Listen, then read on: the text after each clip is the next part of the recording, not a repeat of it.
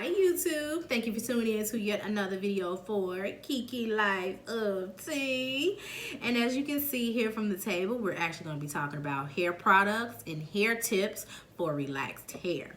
For those of you who don't know, my hair is relaxed and has been relaxed since I was a kid and since I can remember. But people always ask me, how do you keep your hair so healthy and long while being relaxed? Well, we're going to talk about that today.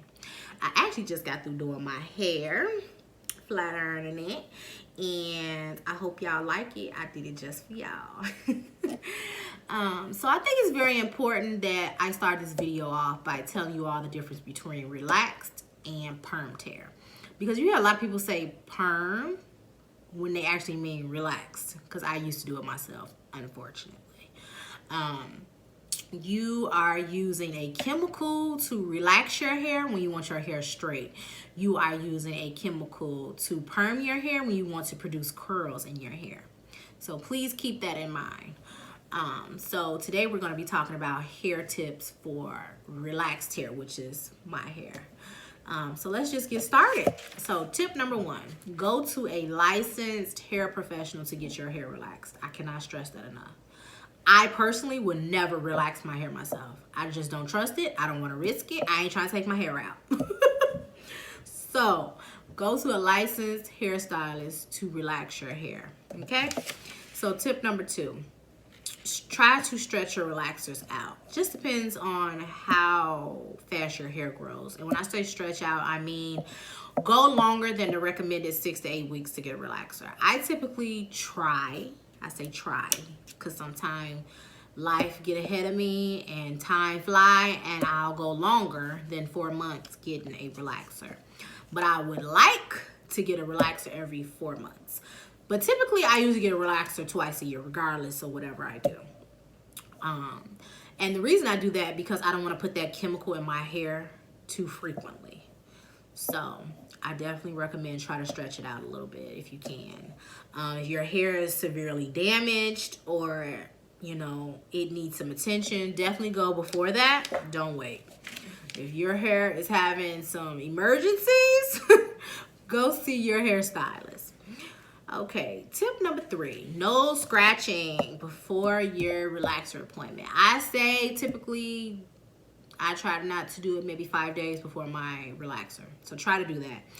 You do not want to scratch because the more you scratch, it will make your hair burn once the relaxer is applied to your head. You do not want that. You're going to be wasting your time and the hairstylist's time and your money, because the reason you're getting a relaxer is to straighten your hair and to straighten your new growth. If you start burning, that means the stylist has to go take you to the hair bowl and wash the relaxer out, which means your hair is not going to be fully straight. So please keep that in mind. No scratching. Tip number four, try not to go over 400 degrees with your heating tools. So these are my flat irons that I just used to flat iron my hair from Remington. These flat irons go up to 600 degrees. I don't go over 400 degrees myself.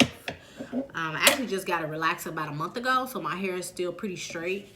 So today when I flat ironed my hair, I didn't go over 380 degrees. So keep that in mind. Tip number five, use a heat protectant. So this is actually the heat protectant that I use on my hair from olive oil. And as you can see, it's almost gone. I've been using this for a couple years now, and it just works for my hair. I apply this to my hair before I blow dry my hair and before I flat iron my hair. And since I've been using this, I have not broken my hair off with heat or anything. So definitely get a heat protectant, whatever. You don't have to get this brand, but please get one. Tip number six, be very cautious when getting protective hairstyles. I know they're called protective hairstyles, but sometimes they don't always protect your hair.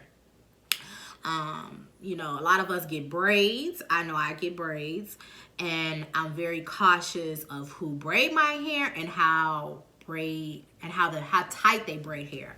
I don't want my hair braided too tight because I don't want that pulling of my scalp and my hair. No.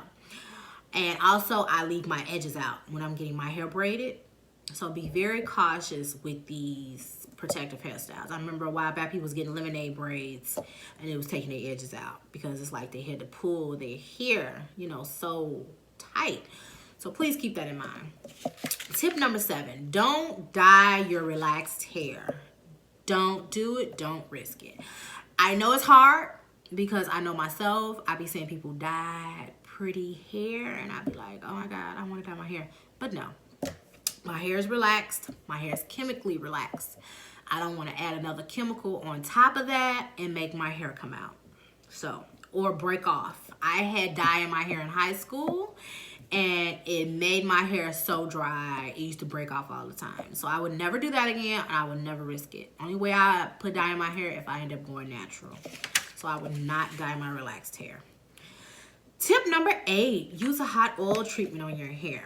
So these are actually the oils that I use on a daily basis when I need some oil in my hair and when I'm doing a hot oil treatment. So the first oil is jojoba oil.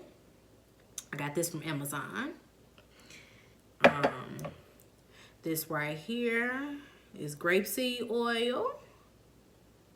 I got that from Amazon too. I'm an active Amazon shopper. Sometime I may use this oil too. It's from Mielle. It got biotin in it from their rosemary mint line. And I also put that in my daughter's hair as well. I started using avocado oil. This is something new I started using. And lastly, I use a Jamaican castor oil. And you want to make sure it's 100%. You see it says 100%? I actually got this from Beauty Supply at $7.99. I get all my oils from either Amazon or the Beauty Supply. And I actually mixed them all in here. Got this from Beauty Supply too. Mix them all in here. Heat this oil up by putting this oil in a glass cup. Then I put that cup in a pot of hot boiling water. Let it boil for 5 minutes so it can get hot. And I put this on my hair with my deep conditioner and let it sit for about an hour or longer, then wash it out. But I will still continuously use this, you know, every day, every other day, whenever my hair needs some oil. I like to use a oil mixture because all these oils have benefits for hair. And I'll actually list that down in the description below. Moving on, number 9, don't apply too much product on your hair when applying heat. Reason being, you do that, it's gonna burn your hair. You're gonna know you're doing that is when you flat iron your hair, for instance, and your hair starts sizzling. That's your hair burning. You don't wanna do that. So don't put too much product in your hair. Don't be heavy-handed with products. Tip number 10, use a natural deep conditioner. Natural hair deep conditioner. Just because you're relaxed does not mean you cannot use natural hair products. I do it all the time. So, for instance, I use Shea Moisture, black castor oil, Jamaican black castor oil shampoo. I love this shampoo. It lathers very well and it smells good. So I like that. And I also use from the same, no, this is a different line. I use this leave-in, but it's from Shea Moisture as well. I use that sometimes on my edges or when I'm curling my hair with like perm rods. I'll put this on my hair and it helps curl my hair. But moving on, this is actually some of the deep conditioners I use. So this is one. This smells so good.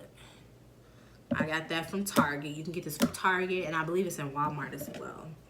And this deep conditioner as well is from the same line as this oil, which is the Rosemary Mint line. Got biotin in the deep conditioner as well.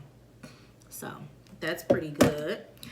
And I typically wash my hair, then put the deep conditioners in, then put the hot oil in, let it sit for an hour, then wash it out. So that's pretty much my routine when washing my hair. Tip number 11, don't use heat on hair no more than every like once every 2 weeks. That's when I usually do it. I mean, if you could try to stretch it out a little longer, that's great. But I don't use heat in my hair. Once I flat iron my hair after washing my hair, after my wash day, I don't put heat in my hair anymore for another 2 to 3 weeks. So I do not put heat in my hair every day or none of that. So reduce your heat usage. Tip number 12, keep hair oiled. Can't stress that enough. You already know. Number 13, get your ends trimmed. That's very important. It's important to get your hair first even, because if your hair needs trimming, then your hair is not even. Get that dead hair off the ends and everything. That's very important. You don't want to wait too long, because then your hair is steady growing and it's steady uneven. And that means it's going to be more hair that needs to be cut. If you're trying to get your hair long, it's going to hurt your little heart. If your hairstyle's got to cut off like this much of your hair, you're going to be like, you know how long it took me to grow that, girl? You don't want to wait too long. Tip number 14, use a protein treatment. This is actually the protein treatment that I use on my hair. I probably put a protein treatment in my hair maybe like 3 times a year. It's very important that you don't put too much protein in your hair. Protein can be tricky because that can take your hair out too. It promotes growth, and if you use it too often, it can make your hair come out. So keep that in mind. This protein treatment is very good, but it's tricky. You have 2 steps to it. The first step is the protein you put in your hair. You apply the protein, and then you can use like a handheld dryer to dry the protein on your hair. And then once it dries, it's going to be really hard and sticky. And it's very important that you do not comb your hair when your hair is hard like that, or put any pressure on it. Once you go wash your hair out, then you do what you want, because you've been washed out the protein. And once you wash out the protein, then you have to do step 2. I think it's like a moisturizer or a conditioner for your hair. So it's very important that you do a protein treatment as well. You want to do all the hair growth that you can do to make your hair grow, you know. Last but not least, make sure you cover your hair at night when you go to bed. Either you wear a silk or satin scarf or bonnet, or make sure you're sleeping on a satin or silk pillowcase. Because one, if you don't, it's going to take all that oil and moisture out your hair. It's going to make your hair dry. Then not only that, if you're laying on your sides, it's going to mess them edges up, make your edges go bald. You don't want to do that. So it's important. So that's basically everything that I do in my hair. And it seems to have been working. My hair is growing. I actually cut my hair last year in January. I just wanted a new look. And my hair has already grown back so much already. My hair is kind of curled, so you really can't tell. But I actually took a picture of my hair. If you look at this picture here, this was my hair earlier before I washed and flat ironed it or whatever. And this is my hair length now. This was my hair length last year. I cut it into a bob. So my hair has grown a lot. And I had no clue my hair had grew that much, honestly, because of course, you're not really looking at the back of your hair like that. And I didn't know my hair was that length. So it has definitely grown back a lot. So I guess I'm doing something right. So you can use these hair tips, and I hope it helps you as much as it has helped me. So that's pretty much it. And please like, comment, share, and subscribe. See you guys soon. Bye-bye.